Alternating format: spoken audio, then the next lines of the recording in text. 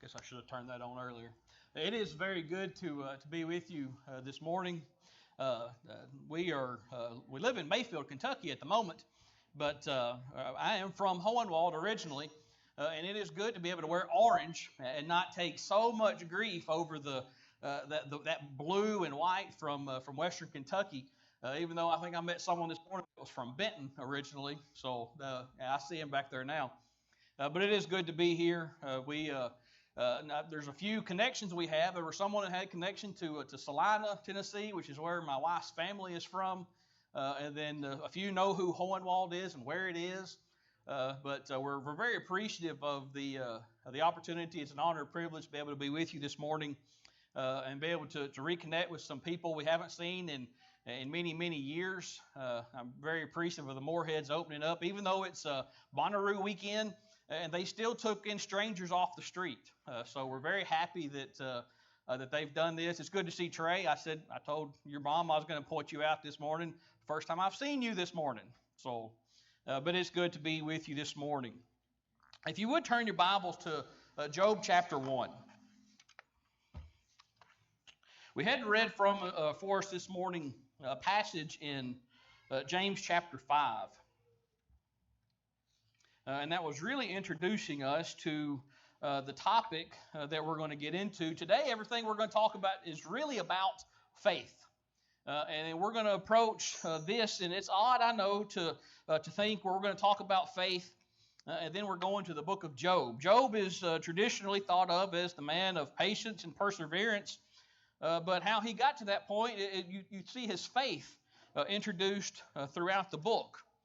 You know, truly, when we think about things in life, we think about all kinds of various things because one thing that comes to mind with Job and his life and the things that he overcome, it was all around the idea when it rains, it pours.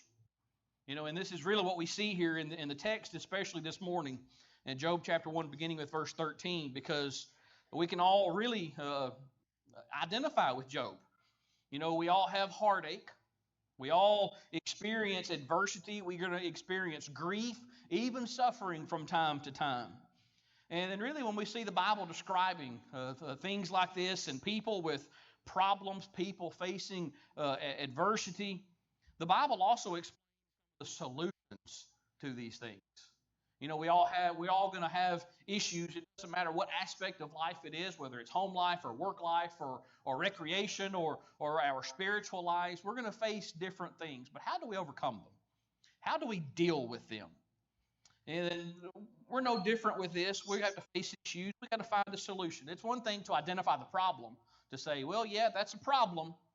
I don't know how to deal with it, so we're going to ignore the problem. We'll just come over here while the problem sits.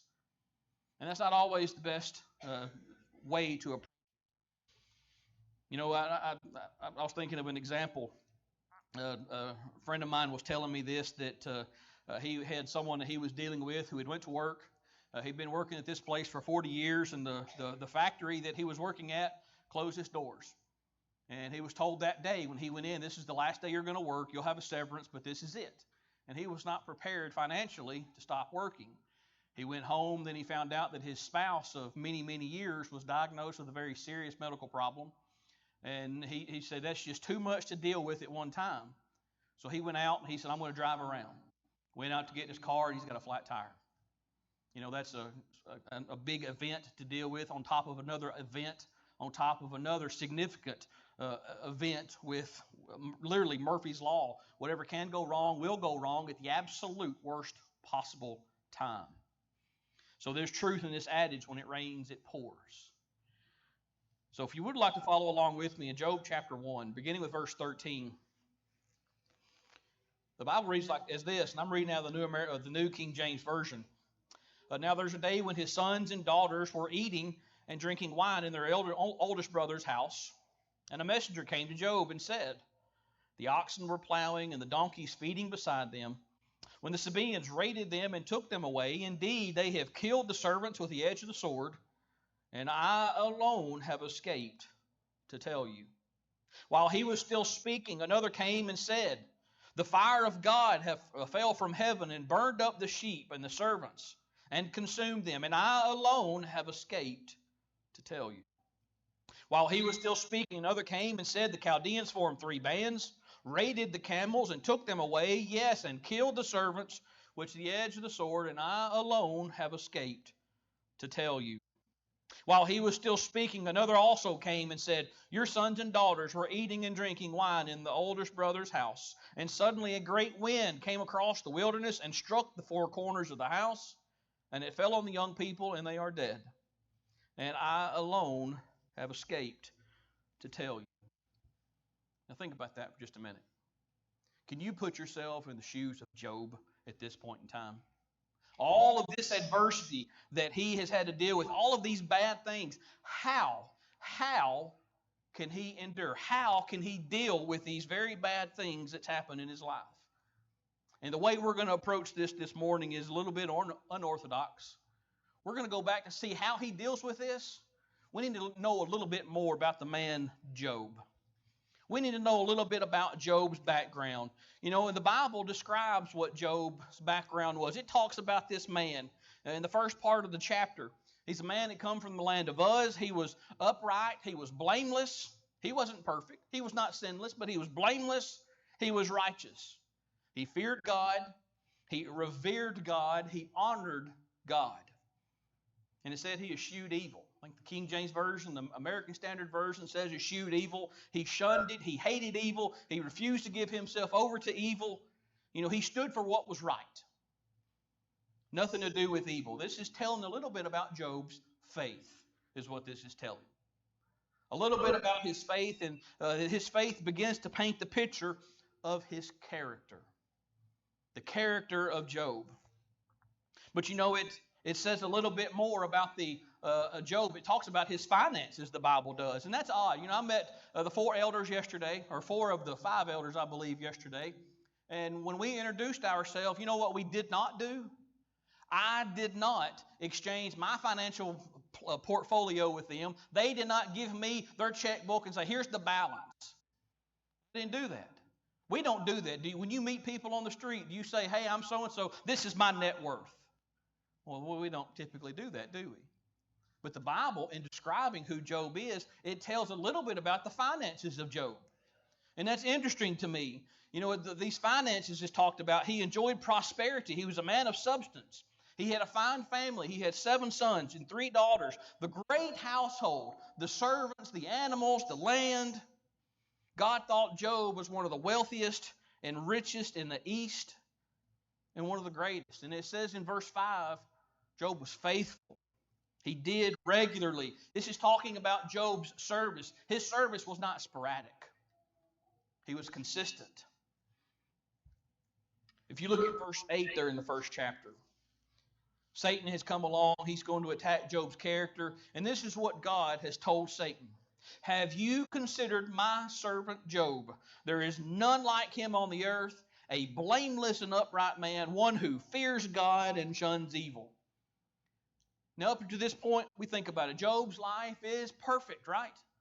All is going well. The children are enjoying each other's company. Now, just think of one big, happy family. Everything's going well, then all of a sudden, trouble came. This is what Satan does. Satan is restless. He is relentless. When we think all is good, sometimes we can let our guard down. And this is when Satan will come in and pounce. You know, this is exactly what he did to Eve back in Genesis chapter 3. Satan was relentless. He was restless. What he's going to do with Job, he is going to attack his faith, his family, and his finances. And we're going to see how Job is going to endure. Satan doesn't believe that Job truly worships God, that Job is truly a man of God. He wants to remove the hedge around Job and just see how fast Job is going to turn and burn, so to speak. How fast is he going to turn away from God? How fast is he going to burn that bridge from God? Satan, or God, gives Satan the opportunity. He just tells him not to take his life. And Satan absolutely just pushes the envelope with that, doesn't he? You know, he can't take Job's life. He doesn't take Job's life. He attacks his family, goes after his children. So we see exactly how this is going to play out. So this gives us an idea of how Job is going to begin to deal with all of these different afflictions. What we read just a few minutes ago there, beginning with verse 13, these afflictions are going to start piling up. This first messenger comes up to Job, tells him, your oxen were plowing, and the donkeys were eating beside them. And here come these Sabaeans, and they've come in, they've wreaked havoc. They're doing Satan's will. They've killed your servants. And this one messenger is the only one left to tell you what happened. The Bible says he was still speaking. Literally, before Job could catch his breath, a second messenger comes in and then tells him, fire from God's fallen from heaven. It's burned up your sheep, burned up your shepherds, and I'm the only one left to tell you about it. It's not over. Here comes the third messenger. At this point in time, if I was Job, I'd be a little bit leery. Two messengers come up with bad news. I was like, I don't want to hear anymore. But this third messenger comes up before Job could catch his breath. The other messenger is still speaking. Here comes this next one. The Chaldeans have formed bands, these three bands. They've stolen your camel. They've killed your sheep. And I am the only one left to tell you. So far, think about it. Just like that right there. Instant recession, instant depression in Job's life, stock market crash. Everything you have is gone. Financially speaking, every single thing is gone here. Financially speaking, you're wiped out. Materially speaking, wiped out. Now, this is tough to deal with, no doubt. But sometimes when we face all these different things in our life, we can ask ourselves the question, could it get any worse? I was taught from an early age from all four of my grandparents, all the older people in my life. I worked for a man I was a police officer once upon a time. I worked for a man, and that's what he's told me, and that's what my family always told me. Never ask, could it get any worse? Because it can.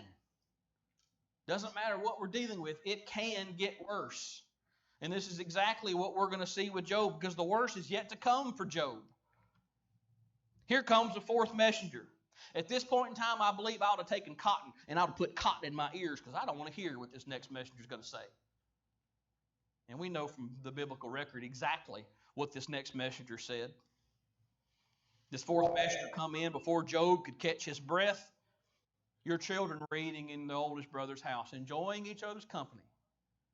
The wind has come, it's knocked over the house, and they're all dead. I can't imagine losing one child. Maybe there's someone in here this morning who's lost a child. And I'm sorry you've had to go through that. I can't imagine losing a child, much less all. Job lost all 10 of his children at one time. Job's been bombarded with a catastrophe on top of another catastrophe, on top of another, on top of another. It'd been real easy to quit right here, right? What's the point? I don't have anything left. Family-wise, materialistically-wise, financially, I don't have anything left. Just throw in the towel. How could Job endure? How could Job stand firm? We can see throughout. Now we're getting to the point, now this is where Job's faith is coming in.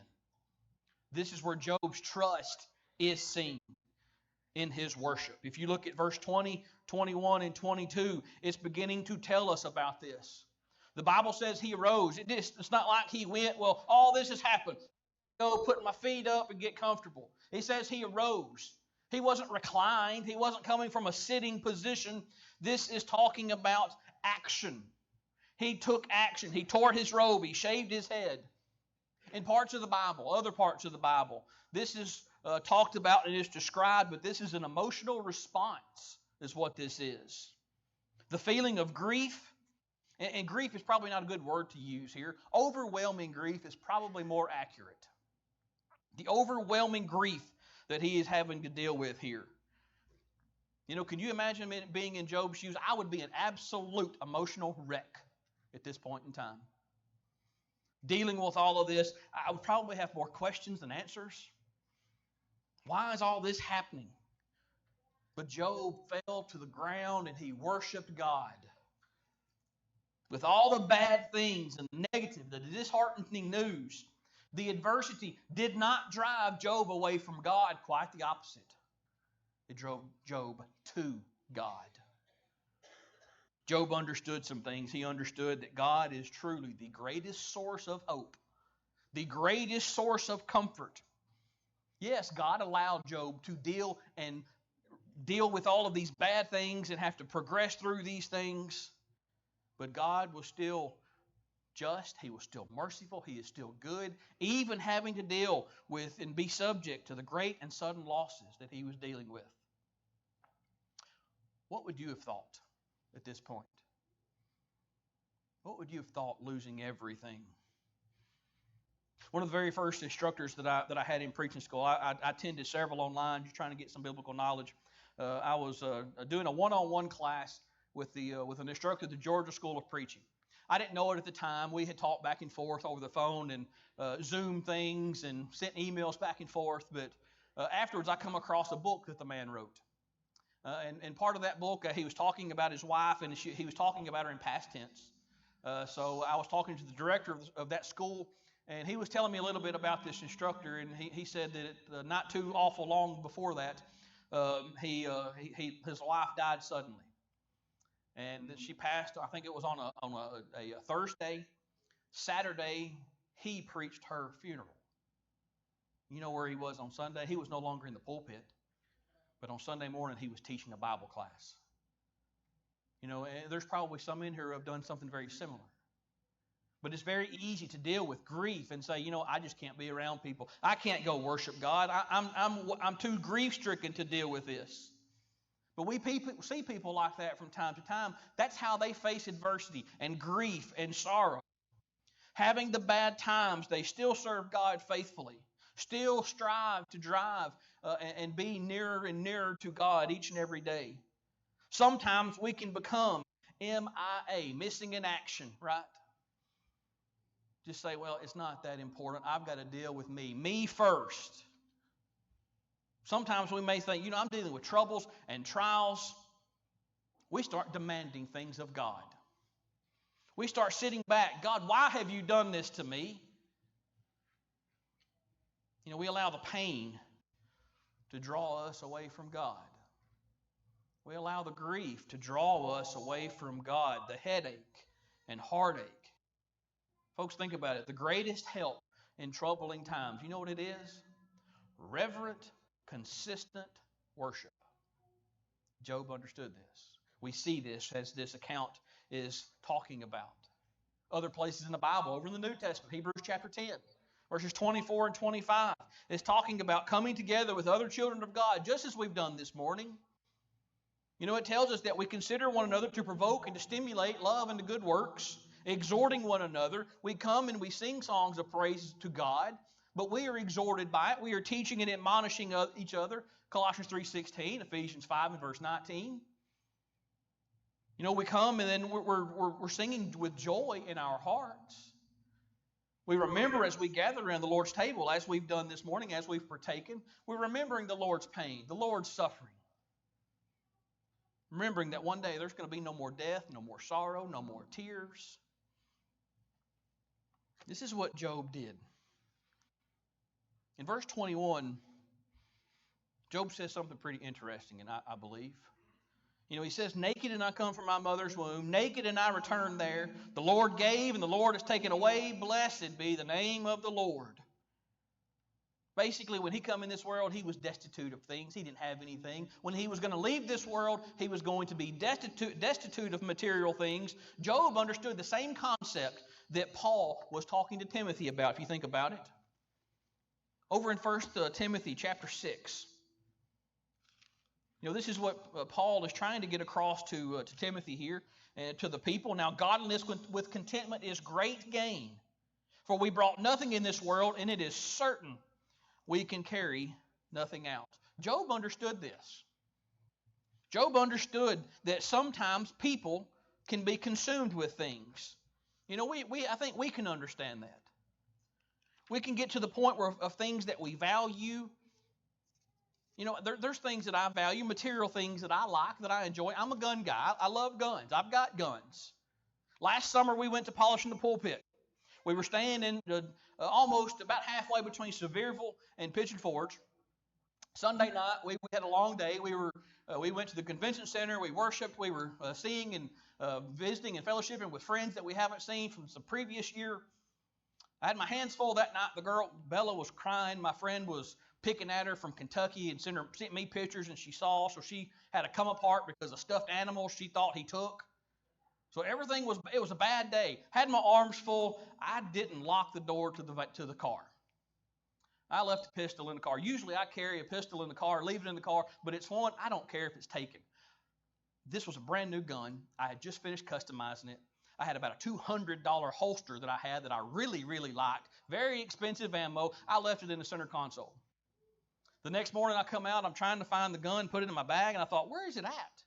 Went outside, opened the door, didn't have the keys. I thought, well, I'll check it. Door opens.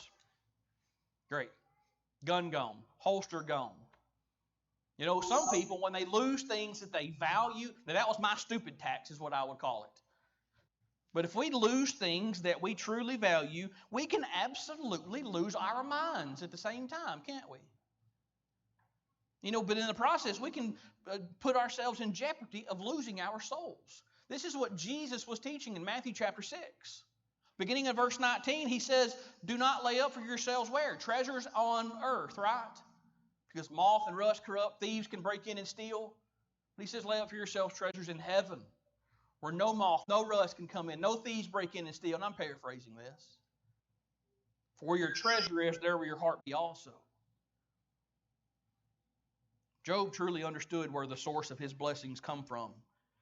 God is the one who gave him the energy and the talent, the abilities to do the things that he did, to obtain the things he did, and the same is true with us. We get these things from the Lord. But sometimes we can become like little kids. I'll pick on Lily. Lily's 9. When she was 1.5, and I think, and I'll apologize now, I'm going to end up referring to Lisa Moorhead as Miss Price, because that's just what I've known her as, and Coach Moorhead. But they know my middle brother, Kyle. He's 14 months younger than I am, and he's a little bit of an instigator, especially when it comes to his first nieces. When Lily was 1.5, he taught her a word that Jessica and I did not teach her. He taught her the word mine. Everything that little girl had, or we had, it was mine. Mine, mine, mine. That's how we can become sometimes. With the things we have, with the materialistic things that we have, with the possessions we have, they can become mine. My stuff, my abilities, my talents, my life. We need to remember who blessed us with the things that we have. Sometimes we need to go back and we need to remember that God is the one who's given us all of these things. Psalmist writes in Psalm 24 and verse 1, the earth is the Lord's and the fullness thereof. God says the world and all the things belong to Him. Psalm 50 in verse 10, every beast of the field of the forest is mine. In verse 12, it says that the world is mine and the fullness thereof. James writes in James 1 and verse 17, every good gift, every perfect gift comes from who? Comes from the Father above. And since these things are God's to begin with, it's well within His power to take them away. To have stuff withheld from us, even allow it to be taken away since He gave it to begin with. Job understood this. And all these things, verse 22 tells us of Job, that he did not sin. He did not charge God foolishly. He did not charge God with things that are wrong. When it was raining and pouring in Job's life, he did not sin. He did not do that. He did not transgress God's law. He didn't ask God why. We have the tendency to ask why. Why me? Why did this happen? Job, at some point in time, later on in his life, he did want answers. If you think to Job chapter 38, at one point in time, Job was beside himself, and his 3 friends, so to speak, they've come in, they've talked to him, they've had these conversations back and forth. And in chapter 38, Job was wanting to ask of God. And boy, did God answer. God had questions for Job with the questions that Job had for God. And he responded. He responded out of this whirlwind, the first verse of chapter 38 says. And this is how God started his response. Who is this who darkens counsel by words without knowledge? At this point in time, if I was Job, I believe I would have prepared myself because it's coming. Who is this who darkens counsel by words without knowledge? Uh-oh. Job's going to get it. He's going to get his answer. And then he says there, after Job has called God out, God is responding, now prepare yourself like a man. The 1901 American Standard Version, gird up now thy loins like a man, for I will demand of thee and declare thou unto me. In verse 4, he says, where were you when I laid the foundations of the world? In other words, Job, where were you at when I was creating everything? In your infinite knowledge, you demand answers, where were you? And then this questioning, these rhetorical questions kind of go on. They go on for some time, a chapter or so. But Job is beginning to understand that his infinite, or his finite wisdom, finite understanding, the limited understanding of the power of God, and sometimes we can be like that. We think, well, we've got our heads wrapped around what God is. God, he doesn't know everything. Job understood and he learned. And we see this throughout, that he was wrong. God knows all. He's all-knowing. He's all-powerful. Even despite what we see and despite what we suffer and what we deal with, we must trust in the Lord. Proverbs chapter 3, verses 5. So we cannot rely on our own intellect, our own education, our own reasoning, not our own understanding, but in all our ways, in every way, we trust in the Lord. You know, all the times that tend to come, like grief and pain and troubles, sometimes we want to qualify it. Sometimes we want to justify our actions by saying, you know what, I'm about to do something, oh, but God understands. And we think that's scriptural. We think that's biblical. No, no, no. That is not. That is not what the Bible teaches. When is it ever a good time to put God on the back burner? When is it ever an appropriate time, right in the eyes of God, to put him number 2? I don't see that in Scripture. It is not okay to do this. It is not okay to say, you know what, I don't have to worship God this week. I don't have to put God first. I don't have to come and participate in Bible class. I don't have to come and participate in worship service. I don't have to come and encourage one another with my presence. I don't have to be active in serving the Lord. It's okay. God understands. That is not accurate.